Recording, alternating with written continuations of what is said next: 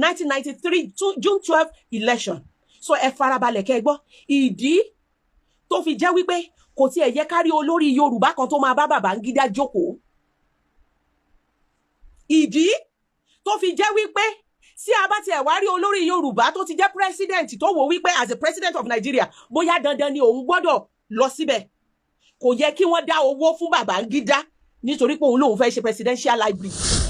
Ìbò kan tí bàbá mi dì nìyẹn tó fi bá òun láyé wípé òun ò tún dìbò mọ́. Ìbò Abiola ni most of àwọn elders tẹ́ rí àwọn ọmọ Nàìjíríà tẹ́ rí sìn tí wọ́n kì í jáde dìbò dì kẹ́yìn tí wọ́n gbé ara wọn ṣépè wípé àwọn ò tún dìbò mọ́. Nígbà yẹn Anífẹ́lá Aníkúlápó àní Bàbá Gani Fawehimi níbo làwọn Fálànà wà ńbẹ̀ gbà níbo náà wà àwọn wo àwọn àti tani níwájú tani àti tani. Nígbà yẹn Nigeria Labour Congress leaders wọn ò tí ì wà compromised. NLC wọn ò ní gbà bó ṣe ń gbé wọn náà tì wọ́n lé náà gbé wọn lẹ̀. NURT kì í ṣe president ló yan NURT leader nísìn kì í ṣe ìsìn tó yẹ wípé president ló máa yan olórí àwọn awakọ̀. Kí gbogbo ẹ̀yin olóòfẹ́ àpàrà sórí ìkànnì Yorùbá Space TV níbi tá a ti máa ń mọ àwọn ètò àti ìròyìn wá fún yín lóko òjọ̀kan gbogbo tó ń ṣẹlẹ̀ káàkiri Nàìjíríà pàápàá nílẹ̀ Yorùbá ti wa. Ẹ wo tó bá jẹ́ ìgbà àkọ́kọ́ tí yín rè lórí ìkànnì yìí ẹ bá wa subscribe ẹ sì má gbàgbé láti tẹ bọ́tìn kékeré tó dàbí àgbo yẹn tí yóò máa ta yín ní lóko nínú ìgbà tá a bá ti mú fídíò tuntun wá síta. Ẹ wo èyí tá a tún fún wa fún yín lónìí àrà ọ̀tọ̀ ni ó yá ẹ wá lọ bó ṣe ń lọ ẹnì tó níbẹ̀. Ọ̀rọ̀ tí mo wá sọ lónìí ó dá lórí Babangida àti Nàìjíríà. Ọ̀rọ̀ tí mo wá sọ lénìí tó bá jọ ọmọ Yorùbá àtàtà tẹra farabalẹ̀ kó gbọ́ mi. Ìwọ tó bá rántí ọjọ́, ìwọ tó bá ní nostalgic feelings ní gbogbo ìṣẹ̀lẹ̀ tó ṣẹlẹ̀ láti 1993 di ibi tá a bá dé yìí farabalẹ̀ kó gbọ́ mi. Bonjour, Adébíkẹ́ Abibat. Mi ìwá láti wá bú ẹnikẹ́ni, mi ìwá láti wá rí ẹnikẹ́ni fín. Kódà Islam ò fi àyè gbà wípé ká bú àwọn olórí wa. Abísọ́lá mi ẹ káàbọ̀. Ẹ̀sìn Islam ò fàyè gbà wípé ká fi ẹnu tẹ́ńbẹ́lú àwọn tó jù wá lọ. Àmọ́ nítorí ìtàn, nítorí ọjọ́ iwájú, nítorí ọjọ́ ọ̀la àwọn ọmọ wa, nítorí kẹ́ ẹ má bàa parọ́ fún àwọn ọmọ wa, nítorí ìwọ tó bí lánàá tó ti mọ ìyá ọ̀ṣọ́ ju ọ̀ṣọ́ lọ, nítorí ìwọ tó ti ròyìn ẹlẹ́jẹ̀ fún, nítorí ìwọ tí wọ́n lè mú irọ́ fún ní ọjọ́ iwájú kan sọ ìtàn Nàìjíríà di bá mi, nítorí òṣèlú ni mo ṣe wá lénìí.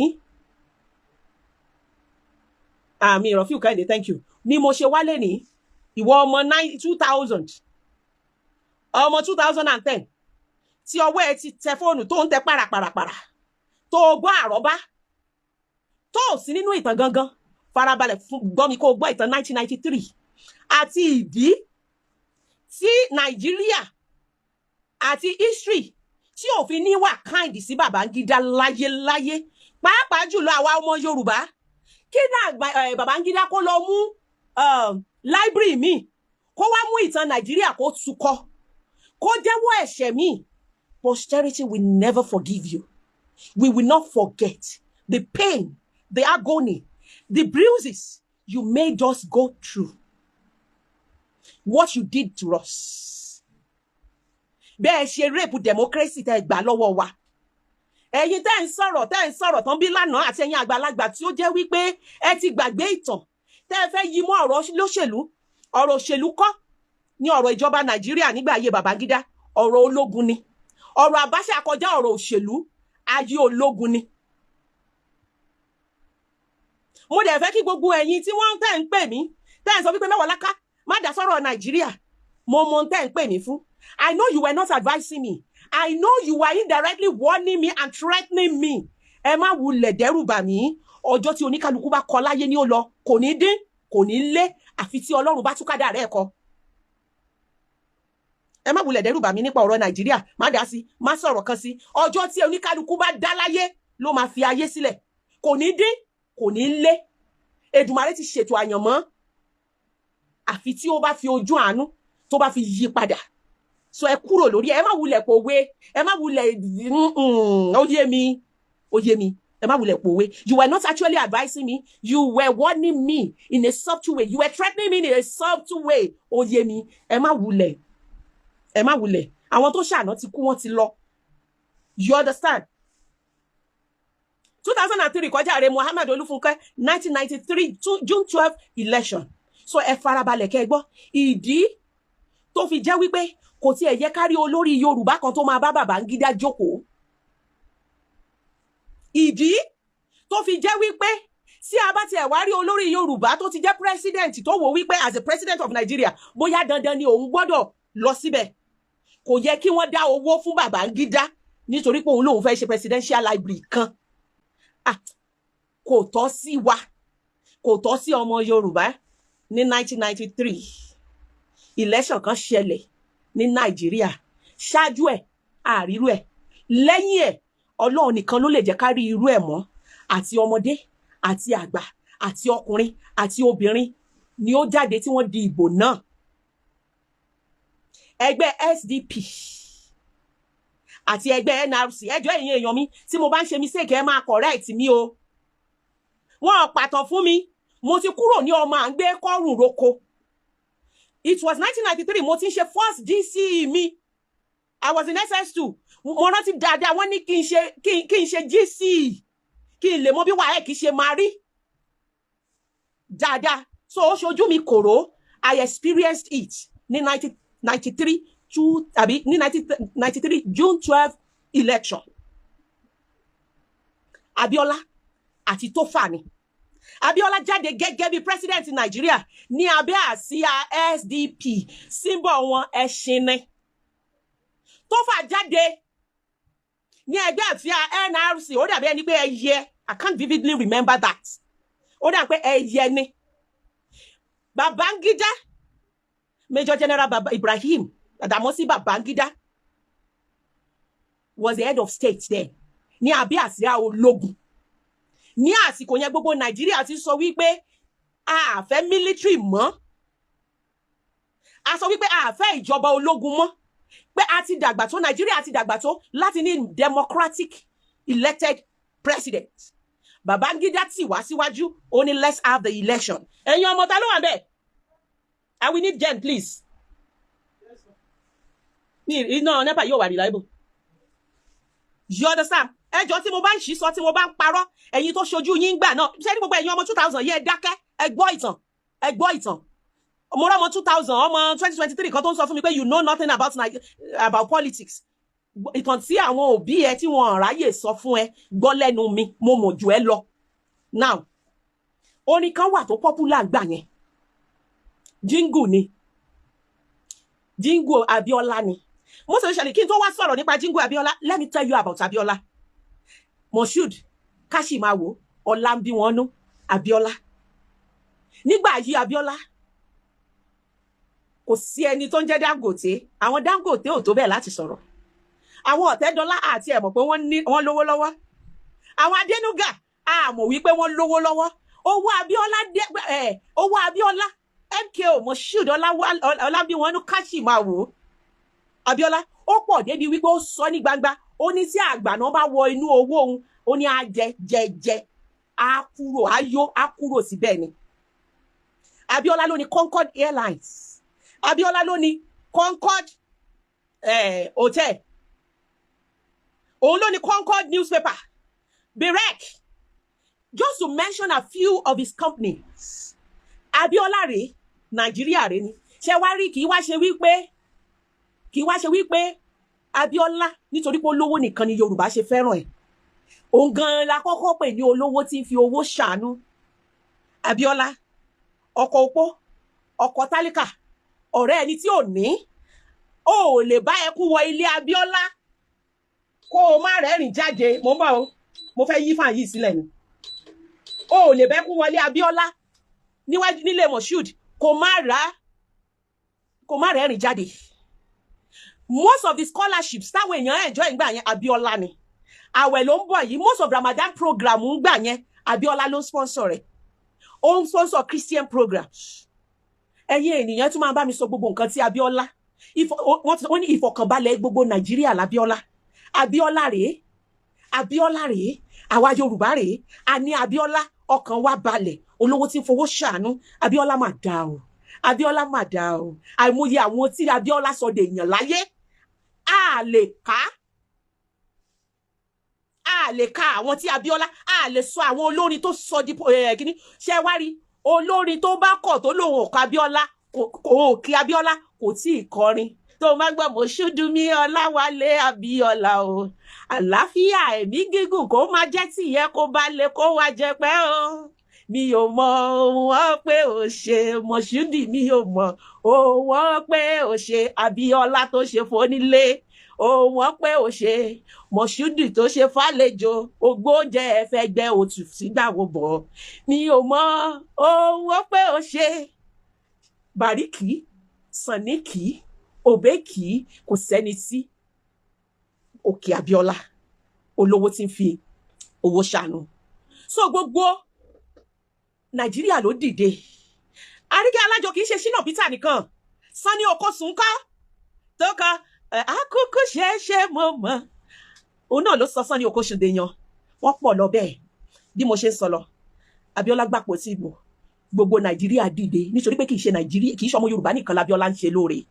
Àti Haúsá àti Ìgbò lọ̀rẹ́ Abiola. Wọ́n dìde, wọ́n ṣetán láti di ìbò. Àti bàbá ìgbà yẹn tó bá ti jẹ́ 18 years. Tó bá ti jẹ́ 18 years ó lè dìbò. Gbogbo wa tún yáyá a lọ register. You understand? Tó bá ṣe àti register. Ara àwọn orin tán fi ṣe campaign nígbà yẹn àti ìrírú ẹ̀ dọ́là. On the march again. On the march again, looking for Mr. President.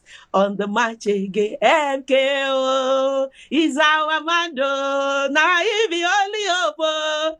Is our man. Ati, I'm tired for this life. Na so palava. I'm tired for this life. Na so wala. My brother, wait till you don't. MKO. Progress. Kigigbe. Action. Abiola. You know, those are the jingle. Àwọn ọmọdé ńgbà yẹn tó bá ti ń kọ́ MKO is our man o. He gave up university 10 million naira each. Do you understand what I'm saying? Ní àsìkò ayé olóṣèlú, àwọn ẹgbẹ́ NRC àti àwọn opposition kan ṣe propaganda kan against ẹ̀. Wọ́n ló ra odidi Bible tó ń bọ̀ nínú ship. Wọ́n ló ní kan drown ẹ̀. That is a kẹ́lẹ̀ mọ̀ wípé ó ti pẹ́ tí òṣèlú tí ó ti ń ba orúkọ àwọn tó dáa jẹ́. Wọ́n parọ́ mọ́ Abiola. Wọ́n ló ẹni tó jẹ́ wípé ó ń fún àti Christian àti Mùsùlùmí ní scholarship. Tó jẹ́ wípé ó ń sponsor Christian programs on TV, on radios. Wọ́n ní ó ra odidi ship. Wọ́n ló ní kán rí Bible sínú omi. But àwa Nàìjíríà mọ̀ wípé propaganda ni. Nigerians were ready. I wave aside. A sọ wípé Abiola la máa dìbò fún. Wọ́n bọ́ síta. Mi ò tí tó dìbò ńgbà yẹn. I was 16. Mi ò tí tó dìbò. Ṣùgbọ́n mo rántí wípé ìbò kan tí bàbá mi dì nìyẹn tó fi bá ò láyé wípé òun ò tún dìbò mọ́. Ìbò Abiola ni most of àwọn elders tẹ́ rí, àwọn ọmọ Nàìjíríà tẹ́ rí sìn tí wọ́n kì í jáde dìbò dì kẹ́yìn tí wọ́n gbé ara wọn ṣépè wípé àwọn ò tún dìbò mọ́. Ní kí ló dé tí wọ́n bínú? Ó yẹ kó béèrè lọ́wọ́ mi pé kí ló bínú? Kí ló dé tí wọ́n bínú? Kí ló dé tí wọ́n láwọn ò ní dìbò mọ́? Nígbà tí gbogbo ọmọ Nàìjíríà jáde tí wọ́n dìbò tán tí à ń retí èsì ìdìbò tó ti wà glaring wípé Abiola ló yege.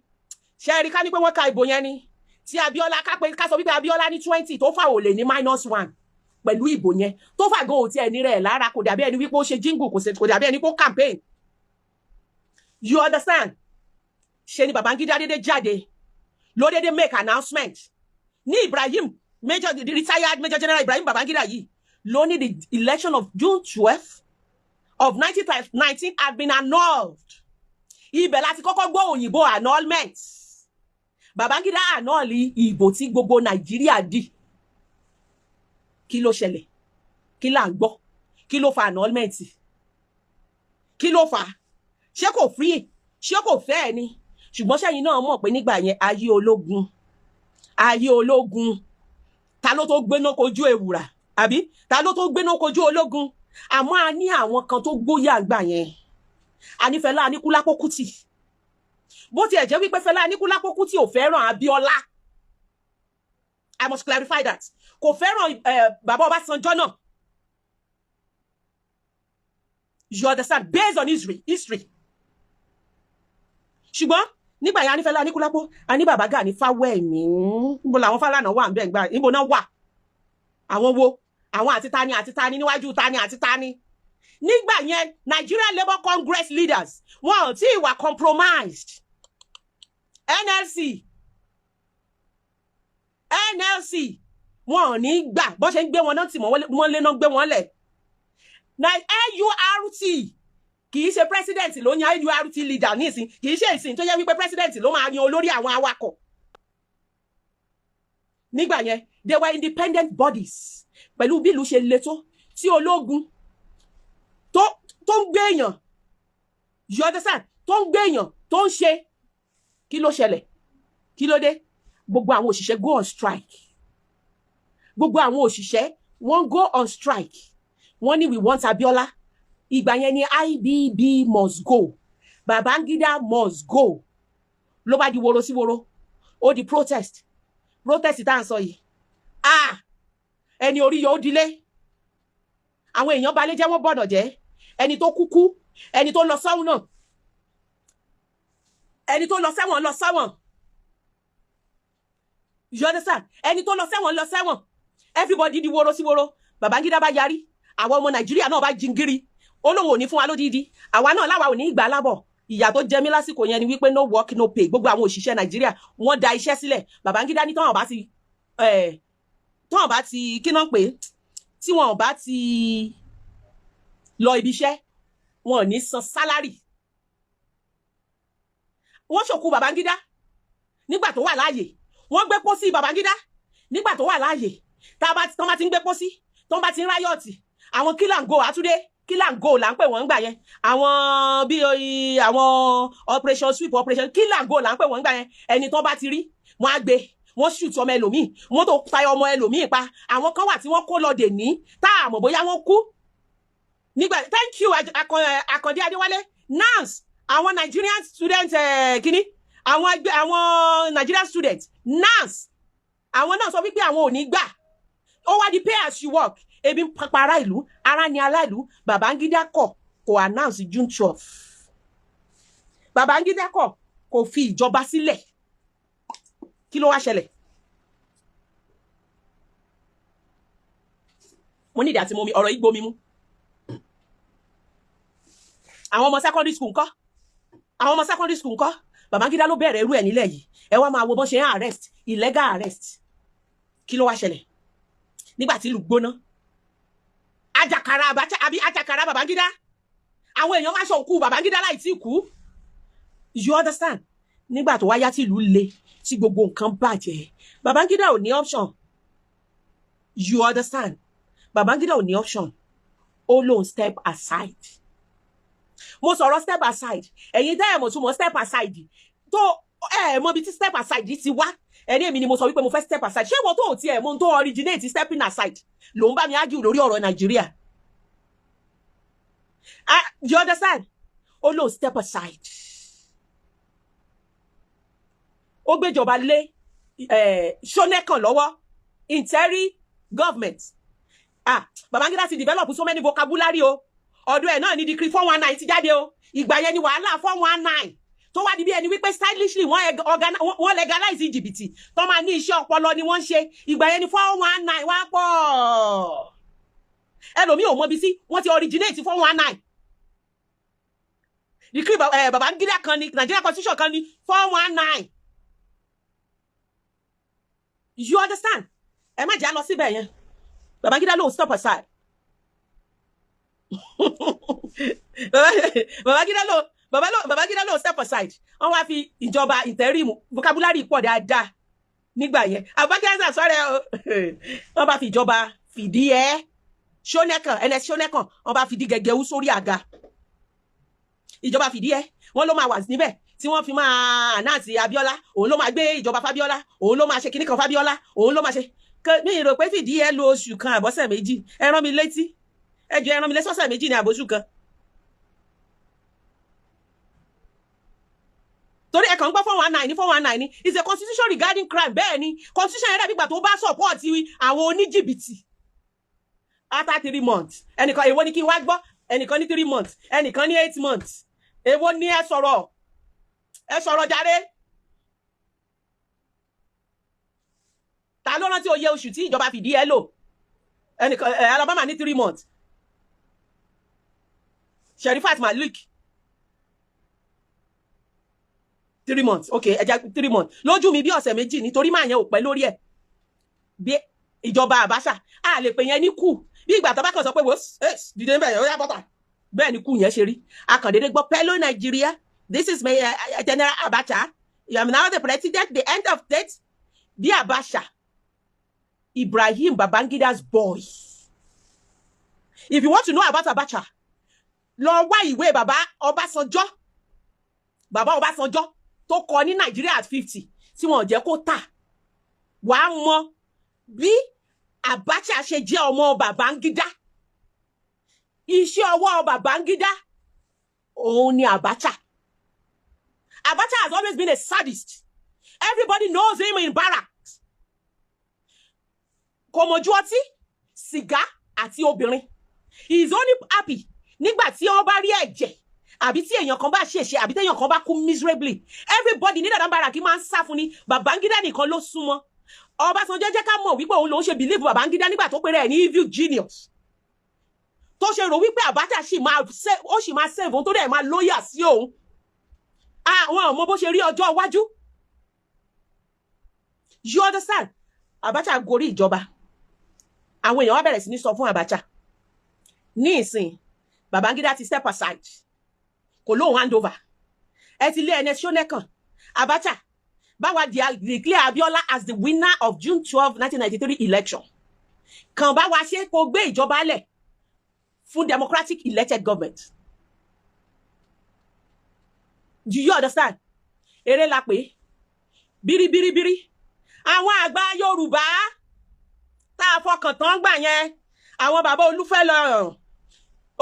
Olúfàlàyé àwọn kí lórúkọ bàbá tó ṣẹ̀ṣẹ̀ kú yìí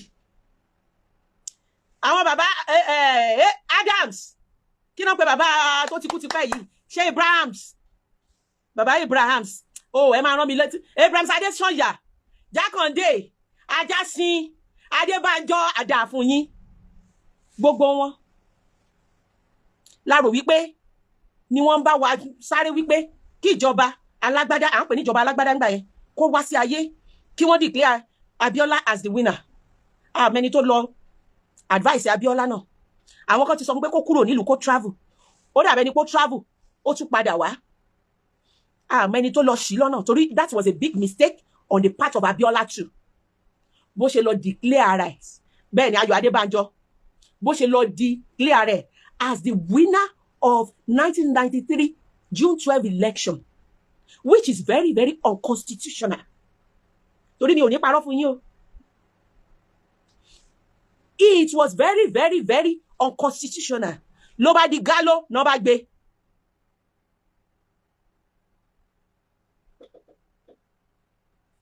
Gbígbé tó gbé, ó dinú jẹ́ẹ̀lì. Wọ́n bẹ̀bẹ̀ fún bẹ́ẹ̀lì rẹ̀, wọ́n ṣe gbogbo rẹ̀. Wọ́n ní kó bẹ́ẹ̀lì ẹ̀ wọ́n ní ṣùgbọ́n kó má jẹ́ kí ó fi ìlú lẹ̀. The funniest thing ni IG ta ló lè rán mi létí IG ìgbà yẹn miraculously he went missing ẹni tó yẹ kó tú lẹ̀ kó sign kíní ẹ̀ òun náà went missing. The Inspector General of Police then ó go missing. Abiola fúnra ẹ̀ wá sọ wípé òun gan ò ní lọ bóyá ó suspect pé tóun bá lọ wọ́n máa pa òun tóun bá jáde síta. Until tán bá declare him as the winner of June 12, 2023 election bá a ṣe wọ̀ nìyẹn 1993 election. Mi kò ṣe kò má sí lórúkọ máa ní IG yìí bí eré ló bá di wàhálà. Major General Oladipo Diya was second in command as a Yoruba man to Abacha then. Àwọn Afẹ́nifẹ́re àwọn àgbààgbà Yorùbá wọ́n bẹ̀rẹ̀ sí ní sọ fún Oladipo Diya wípé Ọlọ́run ò ní dáríjì ẹ́ nítorí Yorùbá ni Ọlọ́run ṣe fi ẹ́ sí ipò yẹn tó jẹ́ second in command to Abacha. You understand? tó jẹ́ second in command to Abacha lo office yẹ láti influence Okiro, thank you, lo office yẹ láti influence Abacha láti release Abiola kó dẹ̀ gbé ìjọba fún. Ṣebẹ́yìn lẹ rán Major, ṣebẹ́yìn lẹ rán Díyà níṣẹ́, ẹ̀yin Yorùbá, ẹ̀yin àgbààgbà Yorùbá, ṣebẹ́yìn lẹ sọ fún Díyà pé torí àwa Yorùbá lọ́lọ́run ṣe second ní Abacha ṣe favour ẹ̀ tó fi di second in command. Ṣebí nígbà tí Abacha bẹ̀rẹ̀ sí ní rí wípé loyalty Díyà ti wà shaking, ó ti wà in the interest of the Yorùbás, ni wọ́n lo Bama yìí láti fi set Díyà up.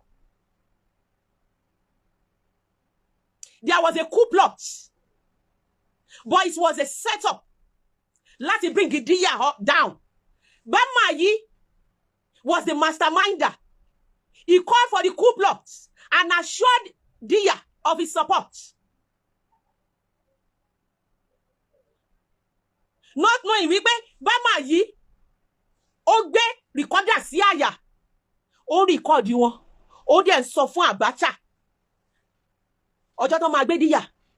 Abdulkarim, Major General Abdulkarim Adisa náà wà ńbẹ̀, Tajudeen Ọlárẹ̀wájú, gbogbo àwọn tó lẹ́nu nínú military tán jẹ́ ọmọ Yorùbá, you understand, tán jẹ́ military, tán jẹ́ lẹ́nu nínú ọmọ Yorùbá, Abacha round wọn up. They are coup plotters. Major General Díyà was brave enough to have asked. Nigeria will never forget that statement. Only where is Bama yi? He is the planner, the coup plotter. He is the masterminder behind this coup plot. Only this is the first time whereby a case of setup will turn to a case of coup plot. You understand what I'm saying? Only this is the first time in the history of Nigeria whereby a case of setup will turn a case of coup plot. Only where is Bamayi is the chief plotter, is the masterminder. Nigeria will never forget that statement. And that was the last time tí wọ́n gbà wọ́n láyè láti sọ̀rọ̀ ní court. Eventually, wọ́n pe àwọn lọ́balọ́ba, wọ́n pe Ọba Èkìtì, wọ́n pe bàbá yìí Oyèkán, the late Oyèkán of Lagos. Wọ́n pe wọ́n láti fi edited version níbi tí àwọn people yìí ti jẹ́wọ́ wípé lóòótọ́ làwọn ṣe coup plot, because Abacha was buying public opinion then. You understand? Abacha was buying public opinion then. Wọ́n tan àwọn bàbá yẹn, wọ́n fi edited videos, edited camera. Ọba Síjú Adé of Ifẹ̀ gbogbo wọn, àwọn náà bọ́ síta. They denounced Díyà. Assuming ká ní pé Díyà, ká ní pé coup plot yẹn ó ṣe successfully ni. Gbogbo yín lẹ bá máa kí kárí ọmọ ọ̀dọ̀ rere. Gbogbo àwọn àgbààgbà Yorùbá tí wọ́n bẹ̀ fún àtìlẹ́yìn ẹ̀ láti support wọn láti release Abiola lọ́gbà ẹ̀wọ̀n ni wọ́n bá máa take glory yẹn náà, bá máa share ẹnu glory yẹn wípé àwọn làwọn rán níṣẹ́. But nígbà tí pápẹ́ ọba mu, all the àgbàs of Yorùbás, they denounce him. Wọ́n sọ wípé ẹni ibi ni, gbogbo wọn bẹ̀rẹ̀ sí ní sọ tí wọ́n padà lẹ́yìn Díyà, wọ́n dá ẹjọ́ ikú fún Díyà àti àwọn tó kù. Wọ́n ní kí wọ́n lọ pa wọ́n. Ẹ má gbàgbé o, Professor Wole Soyinka was one of the activists then that ran into exile, that became a fugitive. Tó bẹ̀rẹ̀ sí ní sọ̀rọ̀ lẹ́yìn odi, tó bẹ̀rẹ̀ sí ní call attention àwọn gbogbo àgbáyé sí ọ̀rọ̀ Nàìjíríà pé kó má wò wá. Tinubu tẹ̀ ń wò yìí náà sá lọ. He was young there. He was young then. He was one of Abiola's loyalists. He was one of Abiola's boys. He ran away. Dele Alake náà sá lọ. You understand what I'm talking about? Àwọn tó fi ìlú lẹ̀ tí wọ́n sá lọ, wọ́n pọ̀, wọ́n ṣe kékeré. Tí o bá rí wípé ohun tí mò ń sọ ò correct, ìwé tí wọ́n kọ sílẹ̀ fún yín, ó ṣojú wa kòró ni. Ìwé tí wọ́n kọ sílẹ̀ fún yín tí wọ́n ti twist tán pè ní history. Ẹ lọ gbé jáde. Tí àwọn tí ìtàn ṣojú wọn kòró kí wọ́n correct baba ńlá yín. Ìwé míì náà ni Babangida fẹ́ kọ yìí, tó fi máa twist brain yín, tó fi máa parọ́ fún yín, tó fi máa sọ ìròyìn ẹlẹ́jẹ̀ fún yín. Láwọn àgbà ìkà, àgbà burúkú ta ní, ẹ ti ń change history. Ẹ ti ń change history. Ẹ ti ń change history. Ẹ ti ń parọ́ fún àwọn generation tó ń bọ̀ nítorí àìdá yín. Ọ̀pọ̀lọpọ̀ ló fi ayé sílẹ̀, náà fi ilé sílẹ̀, tán sá lọ. Ọ̀pọ̀lọpọ̀ ló fi ayé sílẹ̀, tán gbọ́ ọ̀rọ̀ ọ̀run lọ. Fẹlá kú, wọ́n ló kúkú 8. Mi mọ̀ bí 8 ṣe ń pààyàn all of a sudden. àsìkò yẹn náà máa assassinate ìyàwó Abiola Kudirat Abiola tó ń sáré kiri nítorí wípé kí wọ́n má kọ́kọ́ má kú sátìmọ́lé. He was assassinated along Ikeja ní broad daylight ni wọ́n pa. Kudirat kú gbé. Ṣé wọ́n assassinate Bọ́lá Ìgè ni? Wọ́n pa Bọ́lá Ìgè. Ta ló pa Delegiwa nígbà ayé Babangida? Kò sẹ́ni. It remains a mystery for life. Èèyàn kan ló send the letter sí Delegiwa, a journalist.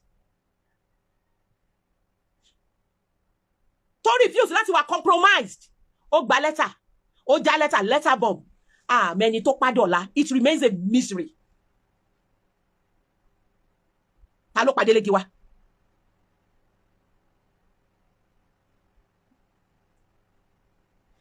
Wọ́n dájọ́ ikú fún díyà. Ẹ wá jẹ́ ìran yín létí.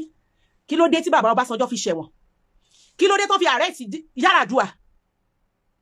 Wọ́n arrest wọn fún coup plot.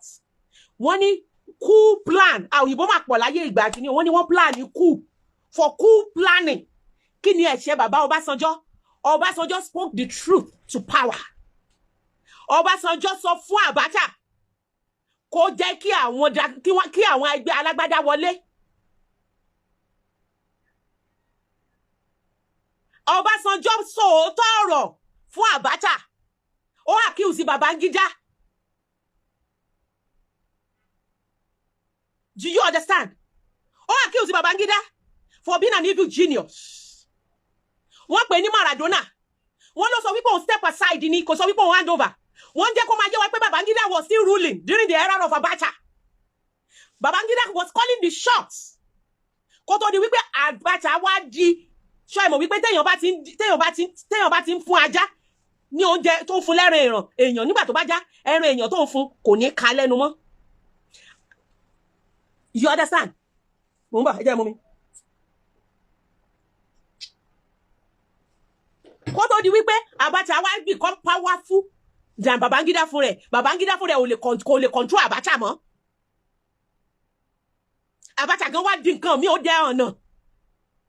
No, 1997 ni wọ́n arrest àwọn díyà. Ó dẹ̀ ń pé 1995 ni wọ́n sentence Ọbásanjọ́ àtàwọn tó kù sí 30 years imprisonment.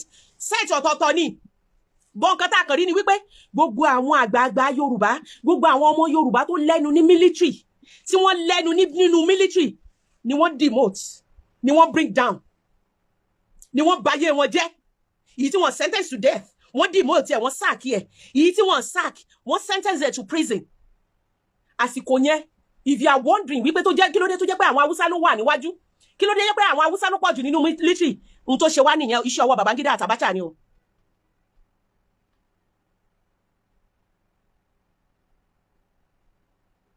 Second in command of Abacha ni díyà o. Wọ́n bring it down, wọ́n sentence it to death o. Wọ́n set it up o. Àti ìgbà yẹn ní ó ti di wípé Haúsá ló máa ń wà ní ipò tó ṣáájú. Àti ìgbà yẹn ní Nàìjíríà ni wọ́n ti nígbàgbọ́ nínú election mọ́. That is why you see people not going out to vote. They rather watch TV in their house. They rather watch football because they realize Babangida killed the spirit of democracy in Nigeria. Made us lose the faith in pure democracy in Nigeria. It made us realize that our vote do not count in Nigeria. We were discouraged.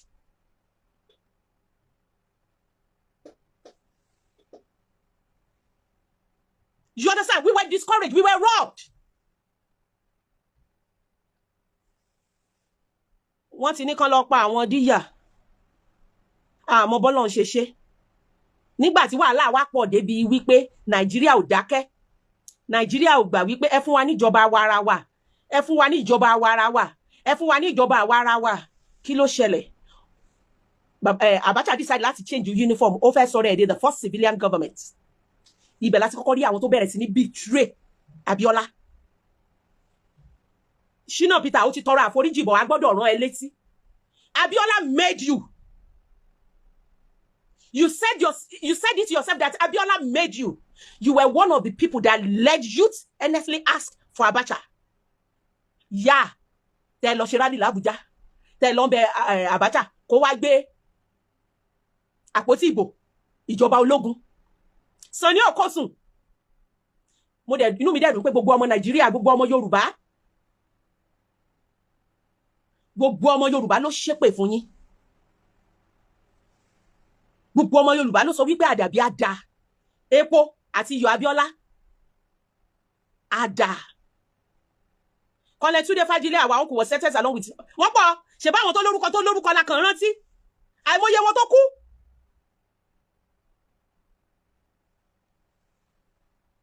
àwọn tí plane dà sí Èjìgbò ń kọ́ ní ìsọlọ side gbogbo Yorùbá àti Ìgbò pẹ̀lú àwọn kìíní ẹ rí pé kò sí Fúlàní kan tí wọ́n thank you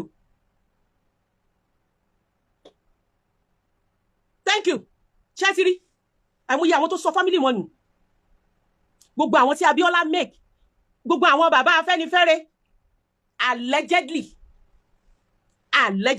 ohun tá a gbọ́ ni wípé bẹ́ẹ̀ bá ṣe ń wọnú Aso Rock ṣe bí Babangida ló kọ́ Aso Rock in case you don't know that today Babangida ló kọ́ Aso Rock wọ́n dẹ̀ jẹ́ ká yé wa wípé dọ̀la òun náà ló sì ní blueprint Aso Rock. Do you understand? Ibo ni mo sọ̀rọ̀ dé jàre. A gbọ́ wípé báwọn àgbààgbà wa bí wọ́n ṣe ń wo Aso Rock bẹ́ẹ̀ ni wọ́n gbé Ghana must go jáde. Bẹ́ẹ̀ ṣe ń wọlé lẹ gbé Ghana must go jáde. Àwa ọmọ Yorùbá dẹ̀ ń kú. Ọmọ Nàìjíríà ń béèrè fún democracy. Bẹ́ẹ̀ náà gbé àwọn kan. Àwọn tí wọ́n bá ti sọ̀rọ̀. Tọ́n bá ti sọ wípé wọn ò ṣe dá nínú kí wọ́n kú mysteriously. Nínú ká dédé gbọ́ pé wọ́n sùn wọn jí mọ́ nínú ká dédé gbọ́ wípé ayádàsá sí ń pa wọ́n àìmọye àwọn tó kú àìmọye oníwèé ìròyìn tó bá ti rí òótọ́ tó fẹ́ sọ tó sọnù àìmọye àwọn tí wọ́n fi ìlú lẹ̀ tí wọ́n sá lọ Babangida ló kọ́kọ́ kúrò ní Ìdànrè Bàrà tó sá lọ Aso Rock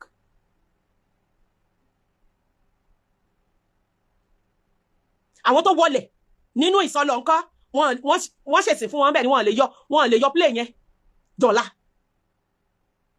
ṣùgbọ́n Ọlọ́run tó nífẹ̀ẹ́ Nàìjíríà bóyá ká ní wípé Abacha ò bá kú ó ṣeé ṣe ká sì wà lábẹ́ Abacha di ọ̀la bí mo ṣe ń sọ yìí kó máa pe ara rẹ̀ ní ìjọba ológun ìjọba alágbádá kan ti amend the constitution sí nǹkan tó síù tí wọ́n ṣe lásùn lọ́jọ́ kan wọ́n ti sọ wípé kí wọ́n lọ pa àwọn díyà Ọbásanjọ́ àti Yar'Adua ti wà lẹ́wọ̀n ṣe rántí Yar'Adua ni o ṣéwù ẹ̀gbọ́n eléyìí tó kú next yìí ni o Yar'Adua àkọ́kọ́ ni o torí ọ̀pọ̀lọpọ̀ yìí ò mọ̀ wípé Yar'Adua kan wà kí Yar'Adua eléyìí tó kú di president tó kú kí Goodluck Jonathan tó di president yìí mọ̀ pé ẹ̀gbọ́n ẹ̀ gangan la mọ̀ Musa Yar'Adua ṣé òun ni Musa òun ni ṣéwù Musa Yar'Adua àbúrò ni Umaru àbí torí mo máa ń gbórúkọ wọn fúnra wọn inú ẹ̀wọ̀n tóun àti Ọbásanjọ́ ń ṣe lọ́wọ́ ló kú sí.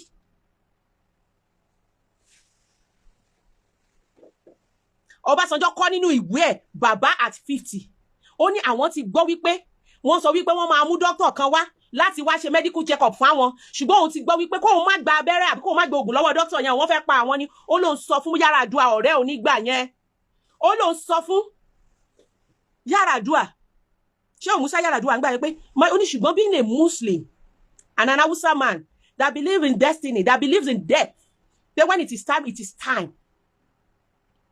Ó ní kò gbọ́ ó ní ọjọ́ bí dókítà yẹn ṣe attend sí tán fún lábẹ́rẹ́ an hour later ni wọ́n rush lọ sí hospital tó kú. Go and read Baba's book Nigeria at 50 Baba's version. Go and read it. Yar'Adua ò ṣe ẹnikẹ́ni kò plan kú ibẹ̀ ni Ọbásanjọ́ gan ti resign sí fẹ́ẹ̀ jẹ́ wípé ibẹ̀ ló máa kú sí. Ọbásanjọ́ ti bìlí pé ẹ̀wọ̀n yẹn lòun máa kú sí ṣùgbọ́n ṣe la dédé jí láàárọ̀ ọjọ́ kan tá a dédé gbọ́ wípé Abacha kú lẹ́yìn ìgbà tí ọ̀pọ̀lọpọ̀ ẹ̀mí ti ṣòfò tán lẹ́yìn ìgbà tí àwọn ẹ má gbàgbé o ó pasaro wíwá o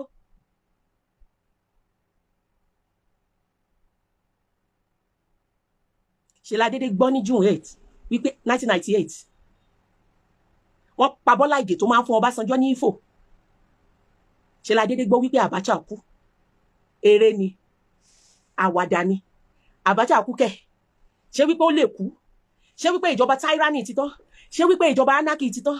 Ìgbà yẹn làwọn Shina Peter Okosun tán ṣe bẹ̀rẹ̀ sí ní tọrọ ìdáríjì lọ́wọ́ ọmọ Nàìjíríà. Inú gbogbo wa bẹ̀rẹ̀ sí ní dùn wípé wọ́n release Abiola. Inú gbogbo wa bẹ̀rẹ̀ sí ní dùn wípé Abiola padà bọ̀, wípé Abiola bọ̀ wá ṣe president. Inú gbogbo wa dùn. Mi gbọ́ rí kí èèyàn kú, kí àwọn èèyàn dẹ̀ bọ́ síta, kí wọ́n dẹ̀ máa jó, kí wọ́n máa yọ̀. Kí gbogbo èèyàn dẹ̀ máa yọ̀ wípé èèyàn kú pórí olórí. Nigerians were jubilating wípé Abacha kú. Fún àǹfààní ẹ̀yin máa join story mi, máa join live mi. Ẹ̀yin ọmọ 2000 kìí ẹ máa join live mi. Ṣebí tó sọ fún yín lẹ gbọ́. Ẹ tẹ́tí balẹ̀ ká ẹ kọ́kọ́ ọ̀rọ̀. Ìjẹkújẹ data tó ń ṣe fún yín nídìí òṣèlú òjẹ́ kẹ́ gbọ́. Ẹ gbọ́ history. This is one of the reasons tí wọ́n fi scrap history ní Nàìjíríà. Kẹ́ ẹ má bàa mọ̀ òótọ́. Nígbà tó bá yá, bó pẹ́ bó yá, generation tiwa tá a mọ̀ òótọ́ à ń lọ. Àní símọ́. Wọ́n ti ń kọ ìwé. Wọ́n ti ń kọ ìwé. Babangida lóun fẹ́ ṣe presidential library. Ó kọ ìwé. Kí ni ìbá kọ síbẹ̀? Láti brainwash yín, láti pa orúkọ àwọn legend, àwọn heroes wa, láti parẹ́. Wọ́n ti brainwash yín nípa Abiola. Wọ́n ní is not a saint. Wọ́n ló betray Awólọ́wọ̀. Ṣé àwọn àgbààgbà Yorùbá ò betray Abiola ni? Àti Aṣíwájú Bọ́lá Ahmed Tinubu gbogbo ẹnu ni mo fi sọ. Àti gbogbo àwọn tá ń kí lónìí ta ni saint. Àti èmi àti ìwọ tí mo sọ̀rọ̀ ta ni saint.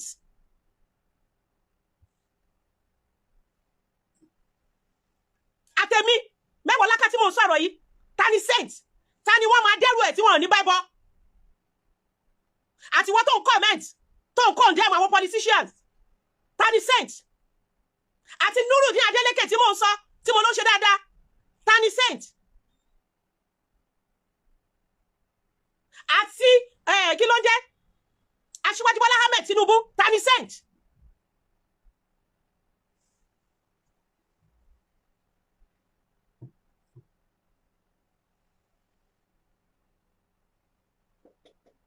Ìgbà yẹn CNN la máa ń gbọ́ jù. Ìgbà tá tó gbọ́ nínú CNN pé Abacha kú ní everybody tó lè jó. Àmọ́ nǹkan mà ti bàjẹ́.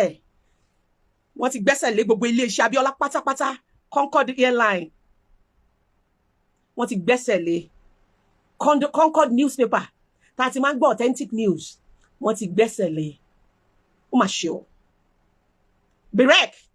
Wọ́n ti gbẹ́sẹ̀ lé. Ṣá lè ka ilé-iṣẹ́ Abiola tán ni. Wọ́n dẹ̀ destroy gbogbo nǹkan tí máa yẹn ní wọ́n bàjẹ́ lójú ayé ẹ̀.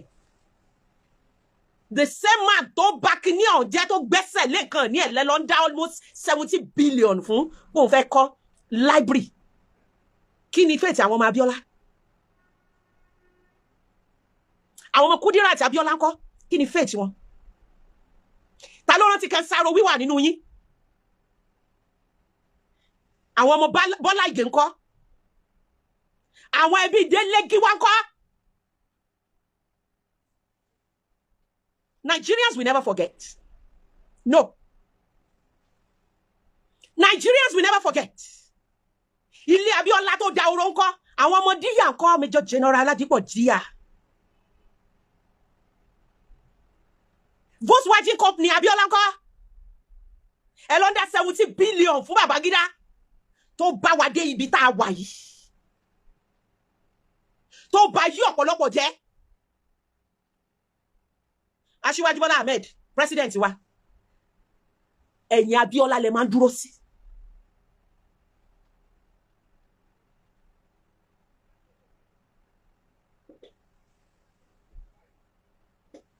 Wọ́n tẹ̀ ní 70 billion ní 5BB.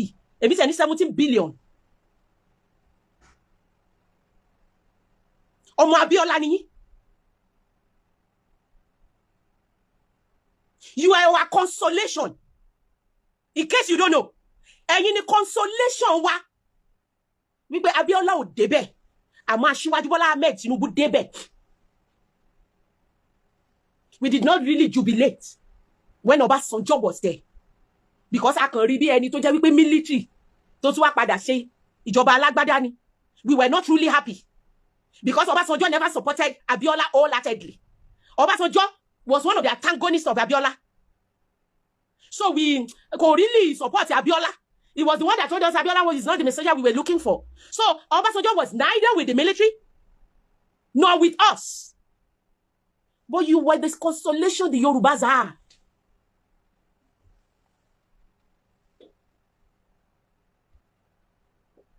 When you said you renewed the hope, probably you meant something different. The hope we thought you renewed was the one that was dead with Abiola. In case you don't know, our president. You were the child of our consolation. When you said you renewed our hope, we thought it was the hope that was there, that was abolished, that was shattered with Abiola. How dare you play politics with our wounds? How dare you play politics? Ẹ wá mú ojú egbò tó ti jiná, ẹ fi igi rò lánàá. Ojú egbò tó ti jiná, ṣe lẹ fi igi rò. In case you don't know. Yes, you were the president. What happened to the children and the family of your boss? Tó bá jẹ́ pé lóòótọ́ ni Babangida fẹ́ make restitution lánàá, why were the Abiola's children absent?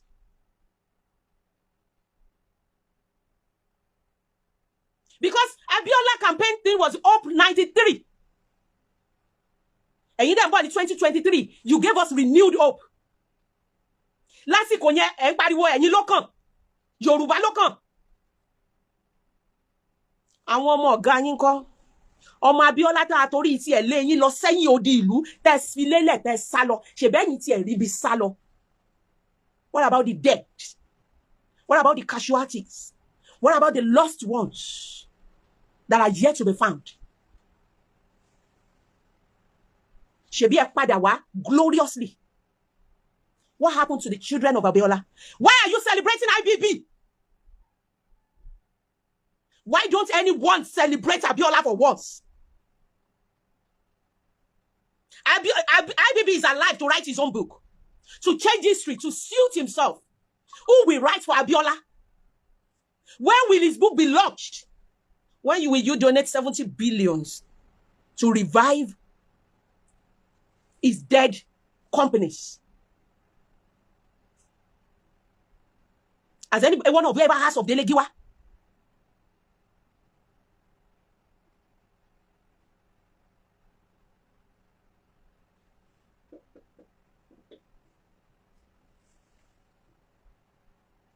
Àwọn ọmọ Kudi ńkọ́, how are they faring?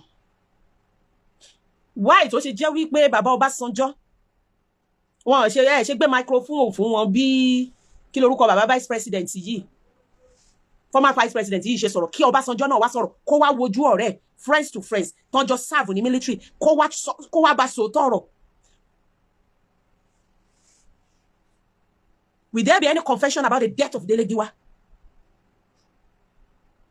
Must you play politics with anything? Some fools, some idiots were telling me, wípé kí n dákẹ́. You are the president of Nigeria. Embracing Babangida is necessary. In what way, sir? What has embracing Ibrahim Babangida got to do with Nigeria economy? How does it affect us? Of what benefits it is to us? Buhari gan tán jọ jẹ́ ọmọ apá ọ̀dọ̀ ọ̀nà wọn lọ́hùn. Kò celebrate Babangida. Abiola ló celebrate. Abiola ló recognize. Why you?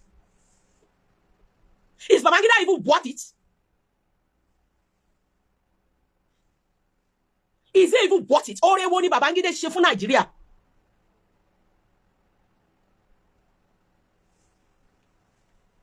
Ore wo ló ṣe fún Nigeria?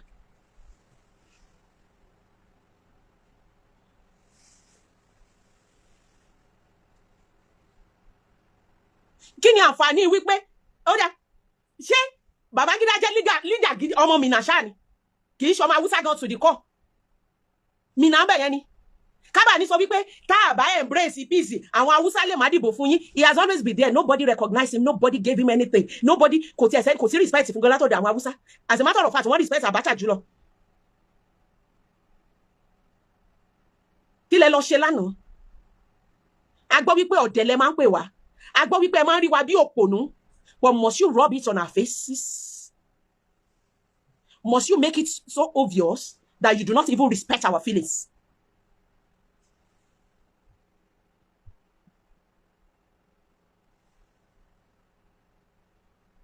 Must you make it so obvious that you don't respect our feelings? Mo ń ṣe nǹkan kan lórí TikTok ni. Ẹ bá mi press love, ẹ bá mi press like. Ẹ̀yin tá fún mi ní kinní lórí TikTok, mo dúpẹ́ lọ́wọ́ yín, ẹ má bínú. Ọ̀rọ̀ tí mo ń sọ lẹ́ni wà sensitive ju pé kí n wà distracted lọ. Ẹ ṣé gan, I appreciate everybody. Kí ló ṣẹlẹ̀? Ẹ ṣẹ̀ wá o. Ẹ ṣẹ̀ wá o. Ẹ ṣẹ̀ wá o. Aṣíwájú Bọ́lá Ahmed, ẹ ṣẹ̀ wá o. Ohun tẹ́ ṣe fún wa ò dá o. Ẹ pè wá lọ́dẹ, ẹ pè wá lọ́pọ̀nú ni o. Ẹ mú ojú egbò wa tó ti ń jiná báyìí. Ẹ bo. Ẹ wá dá ata àti iyọ̀ sí. Ọgbẹ́ wà lọ́kàn gbogbo ọmọ Nàìjíríà tó rí fídíò ìranù tẹ́ ṣe lánàá tí gbogbo yín rẹ́rìn àti Ọ̀ṣínbàjò. Ọgbẹ́ wà lọ́wọ́, ṣé rí àwọn ọmọ kéékèèké tí wọ́n sọ rádaràda tó rò wípé politics is all about what they read or what they were made to believe. Àwọn ọmọ kéékèèké tí wọ́n mọ̀ yàtọ̀ nínú propaganda and the truth behind the scene. The children that knows nothing and they believe they know so many things. The children you scrap history for. Jẹ́ kí wọ́n ṣe history in school. The children that believes everything copied and pasted on social media may not really understand the pains of the adults. They may not really understand. Bí àwọn tó yé ń gbà yẹn, tó ṣe ń hot, bó ṣe ń dùn wọ́n, they may not really understand. Ṣé àwọn ọmọ tí ò tiẹ̀ mọ Abiola? Ṣé àwọn ọmọ tí ò mọ Bọ́lá Ìgè, San? Ṣé àwọn ọmọ tí ò tiẹ̀ mọ ẹni tó ń pè ní Saro Wíwà? Ṣé àwọn ọmọ tó kàn jẹ́ wípé ohun tó fi rántí Fẹlá ni wípé ó fagbó? When we talk about Fẹlá Aníkúlápó Kútì, all they think about is igbó. Bàbá tó máa ń mu igbó tó máa ń kọrin. Wọ́n mọ impact Fẹlá. Wọ́n máa sọ wípé Fẹlá was an activist. Wọ́n mọ ìtumọ̀ ẹ̀, wọ́n mọ iye ìgbà tó ń gbé Fẹlá, wọ́n mọ kú tó pa ìyá Fẹlá gan. They may not really understand. Ṣé àwọn ọmọ tí ò mọ Kúdírà àti Abíọ́lá?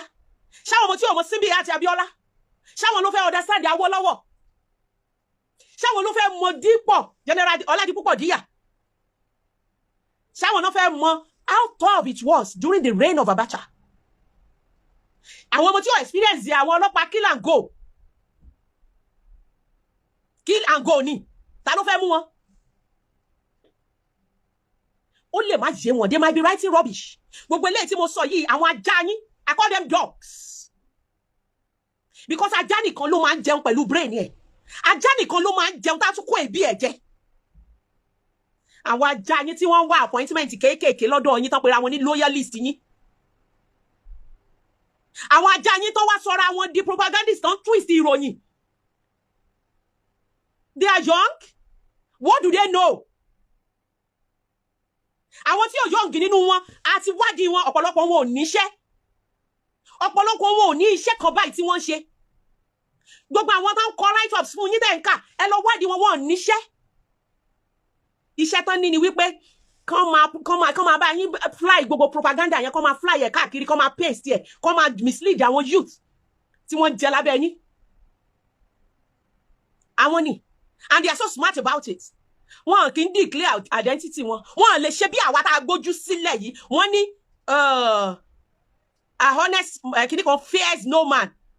Wọ́n lè gbójú wọn báyìí. Write-ups náà ni wọ́n bí wọn dá kán gbójú wọn báyìí. Because they are evils.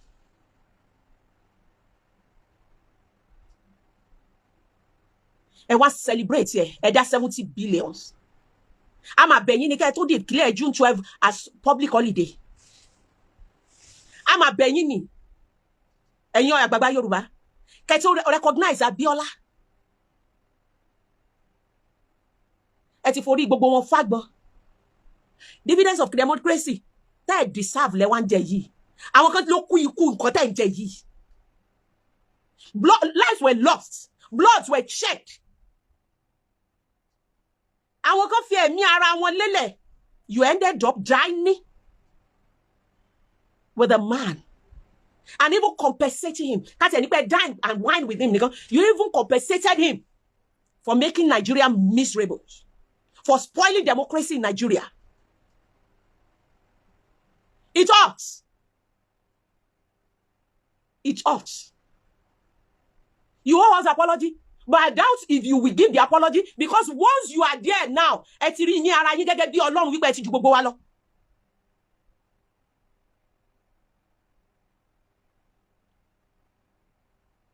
you owe us a lot of apologies, but I doubt it if you will apologize, because you are now playing God. Don't make the June 12 election about you. Yours was minor. You ran away, yes. You were part of it, but some people stayed and died. Some people were jailed. Some people paid for that seat you are in. You are sitting on for their lives. I doubt if you apologize, but please stop hurting us.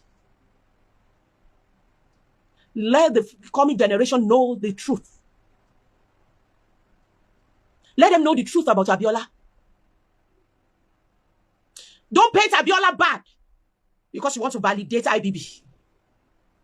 Let them know about the fallen heroes of democracies. Even blood were not shed by independence in Nigeria.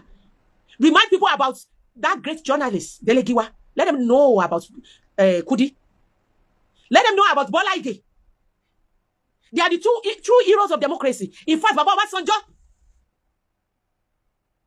paid his own price. Baba Obasanjo won't release it. Let them know about Umar Shehu Musa Yaradua. Let them know about Abu Karim Adisa, Major General Abu Karim Adisa. Let them know about Tajuddin Olariwaju. Let them know about Major General Oladipo Dia. Stop hurting us. Stop calling us fools. Enough of this political games you are playing with our lives. Yes, politicians will always be politicians.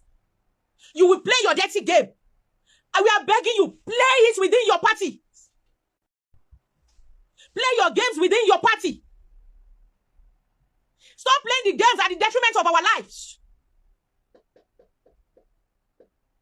We are tired of ẹni tó bá ti wà fún yín, ẹni tó bá ti jẹ́ ti yín, tẹ́ bá ti jẹ́ godfather ẹ̀, ó ṣe dáadáa, kò ṣe dáadáa, ó gbọ́dọ̀ continue ni. That is the game you are playing. Ẹni tí ó bá ti fi yín ti yín ṣe, tó bá ti béèrè lọ́wọ́ yín, wípé báwo lẹ ṣe ń ṣe, ó wá ṣe dáadáa o, ará ìlú enjoy ẹ o, kò kàn yín mọ́, ẹ máa remove ẹ ni. Stop trying to turn Nigeria to one party system. In the era of Abiola, it wasn't like that. We have SDP and RC. Allow us to make our choices.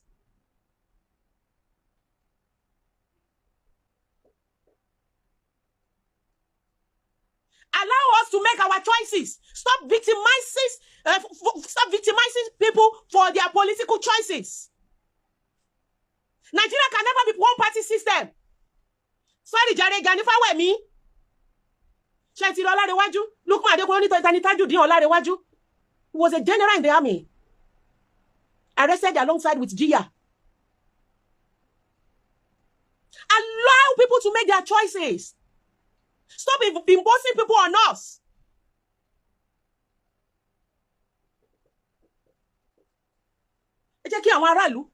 Choice ará ìlú ni yín la ṣe dìbò fún yín síbẹ̀. Ẹ jẹ́ ká tún make a choice. Ààrẹ gbógun ti yín, ẹni ká ní sùúrù, ẹni ká farabalẹ̀. Ẹni nǹkan ti bàjẹ́ jìnnà, àdẹ̀ fọwọ́ lẹ́rán. Ani a máa wàrà tẹ́ fẹ́ dá. Ẹ ń fi wá lọ́kàn balẹ̀ lójoojúmọ́, ẹni nǹkan máa dá, àdẹ̀ gbà yín gbọ́. Why tó ṣe wá jẹ́ wípé ẹni tí ò bá ti fi yín ṣe, ẹni tí ò bá ti sọ pé bàbá sọ pé, ẹni tí ò bá ti leak fit yín, ìjọba tí ò bá ti ṣe ìjọba ti yín, tẹ́ ẹ bá rí gbà lọ́wọ́ wọn lódindi, ẹ gba ọ̀nà ìbúrú wọlé. You are cutting corners. Our judiciary system has been compromised. Ẹgbẹ́ tó kú, ọmọ tó sọ̀rọ̀ wípé ó yẹ kó ti retire, ẹ jẹ́ ìlé ẹ̀.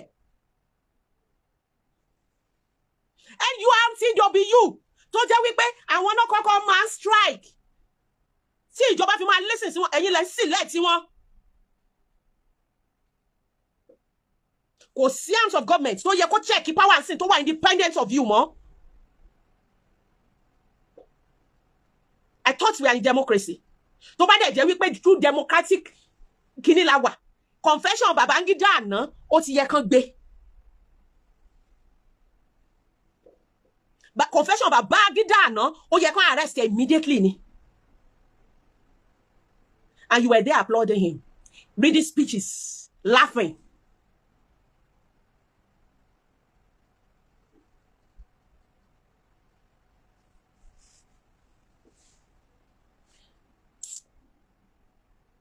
Ẹ̀yin èèyàn mi, Ọlọ́run á wà pẹ̀lú wa, Ọlọ́run á gbàdúrà wa, Ọlọ́run tí ó dúró tì wá tó gbà wá lọ́wọ́ ogun Abacha nígbà tá a rò wípé kò sí ọ̀nà àbáyọ mọ́, ó sì wà lórí ìtẹ́. Mo mọ̀ wípé Ọlọ́run fẹ́ràn Nàìjíríà, torí tí Ọlọ́run ò bá fẹ́ràn Nàìjíríà, ohun tó ń ṣe wá ní Nàìjíríà yìí tó bá ṣe ìlú ibòmíì ni wọ́n á ti fi irú ìlú bẹ́ẹ̀ wọ́n á ti fi pàtàn. Ṣùgbọ́n Ọlọ́run tó gbé wa dúró kò ní dójú tì wá.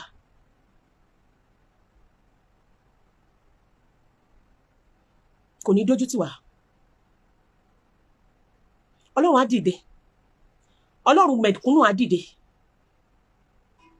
Nítorí pé àwọn tó yẹ kó ṣáájú ká tẹ̀lé, they are all compromised. Àwọn tó yẹ ká, mo tún repeat, both the legislature, the judiciary, the executive, àwọn tó yẹ ká ṣáájú ká tẹ̀lé, wọn ti ẹ̀rí tiwa rò, wọ́n ti já wálẹ̀. Even the police are no longer protecting the life or property of individuals. They are interested. They are to obey the last order. It is not about us again. It is about them. So, tá a bá bẹ èèyàn téèyàn ò bá gbọ́, ẹ já bẹ lọ́hùn. Kíní kan ló kàn dùn mí. Ìdí tí kíní fi máa bàjẹ́ lọ. Tí èmi àti ìwọ, torí àwa lọ̀tá ara wa. Àwa lọ̀tá ara wa, àwa masses lọ̀tá ara wa. Àwọn masses náà ló tún máa ní listen to that Mewolako. She's trying to get attention. She's trying to get appointment. Àwọn masses ara wa náà ló máa lo against ara wa. So àwa lọ̀tá ara wa. Níwọ̀n ìgbà tá a bá dé yí padà ká change mindset wa, ká change ìjẹkújẹ wa, ká change orientation wa, ká fi ìbẹ̀rù Ọlọ́run sí, a máa jìyà yìí lọ ni. A máa jìyà yìí lọ ni. A máa jìyà yìí lọ ni. Ẹ máa rí àwọn ajá wọn báyìí. Ẹ máa rí àwọn ẹni bí ẹni ẹ̀kọ́ tọ́lọ́run ò ní yọ́nú sí láíláí sìn. After this update, after this live session, you will see updates. Names calling. Àsì bí ẹni wípé bàbá mi ni mò ń sọ̀rọ̀ fún. Àfi bí ẹni wípé àwọn ọmọ tèmi, àsì bí pé tí ìbá ṣe torí masses ni mo ṣe sọ̀rọ̀. You will see name calling. Just because of peanuts. We have been compromised. Ẹ jọ̀ọ́, ẹ jẹ́ ńlá mọ́lẹ̀. Ṣé MC Olúọmọ? MC Olúọmọ tó jẹ́ NURT national leader ló máa call for strike báyìí. Ẹ jẹ́ ká ronú.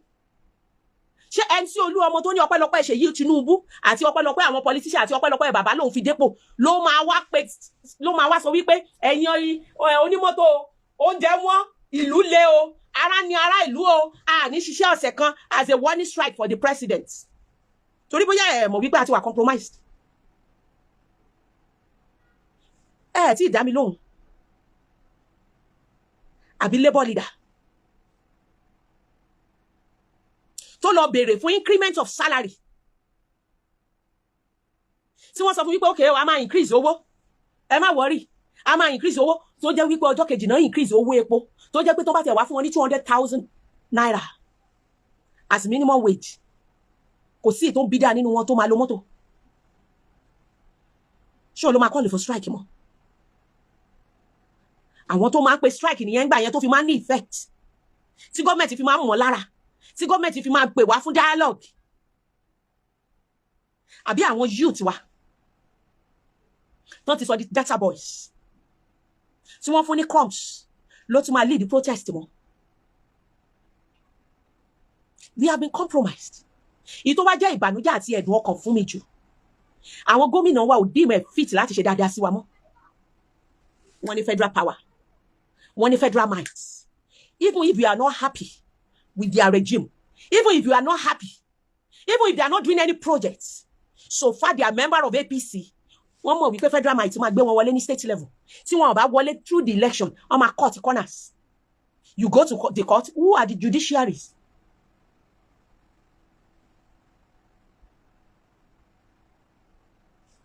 Who are the judiciaries? Mo fẹ́ ká máa ṣí ara wa níyè ni. Àti máa suffer and smile gan ní ìgbà tí Fẹlá ti kọ every day my people dey inside but suffering and smiling.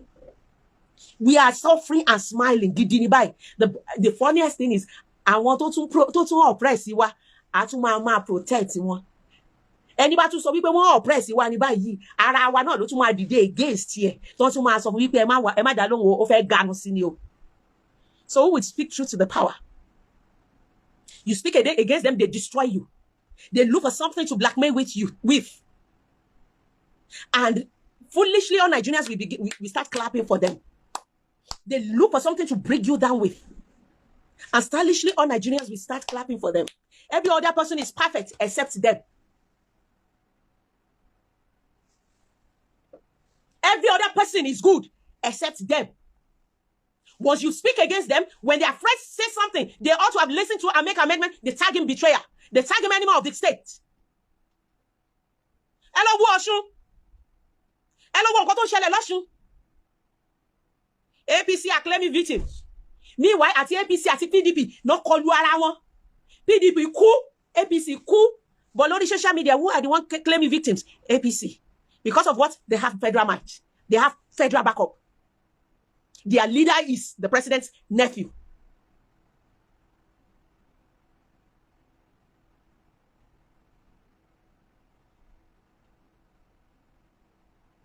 The plan is, since Ade Dancer is not part of the APC, well, they don't care whether it's even delivering. That is the order of the day. Oh, by anybody.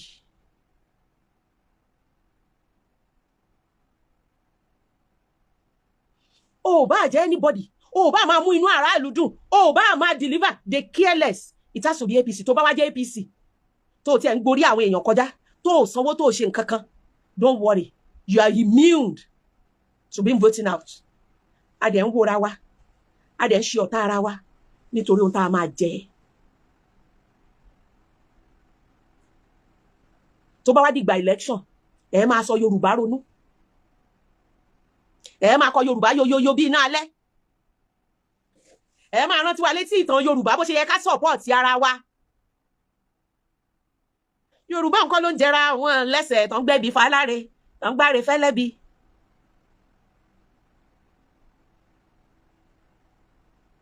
Kí ló ṣe wá?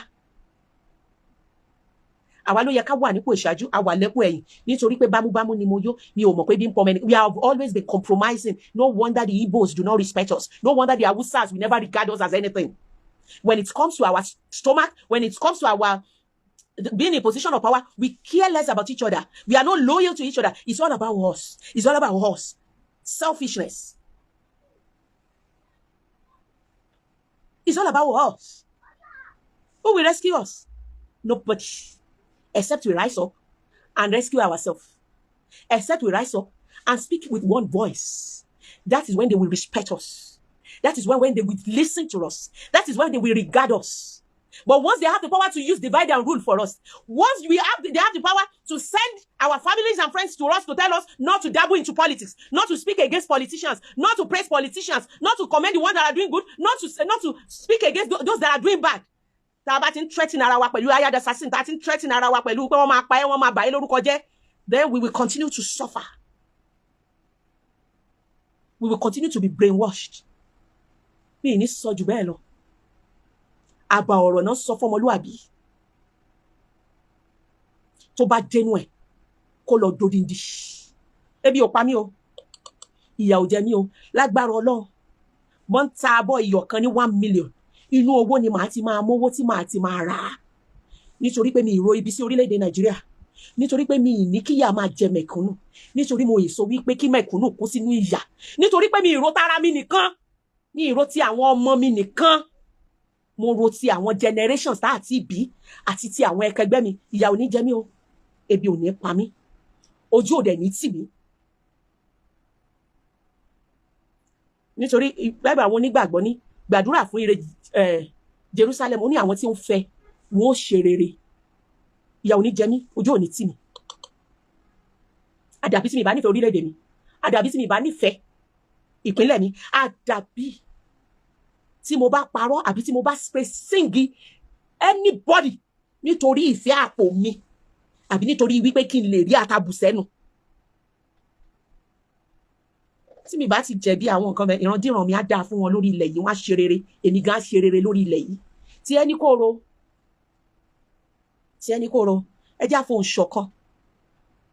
Tí wọ́n bá ṣẹ̀ wá, ẹ jẹ́ á sọ fún wọn pọ́n ṣẹ̀ wá. Tí wọ́n bá múnú wa dùn, ẹ jẹ́ ká yìn wọ́n pé wọ́n múnú wa dùn. Tí wọ́n bá ti mọ̀ wípé àtanra wa, àwọn náà ò ní tàn wá. That's what I want you to know. Tí wọ́n bá ti mọ̀ wípé yóò tanra wọn, àwọn náà ò ní tàn wá. Ṣùgbọ́n tá a bá ti ń tanra wa, wọ́n á tàn wá, wọ́n á rẹwà jẹ, wọ́n á rẹwà tà, wọ́n á rẹwà jẹ. Àbọ̀rọ̀ la sọ fún olúwàbí. Tó bá dénú ẹ̀, ó dé didi. God bless Nigeria. God bless Mr. President. God bless me. God bless Mewolako. Ire o.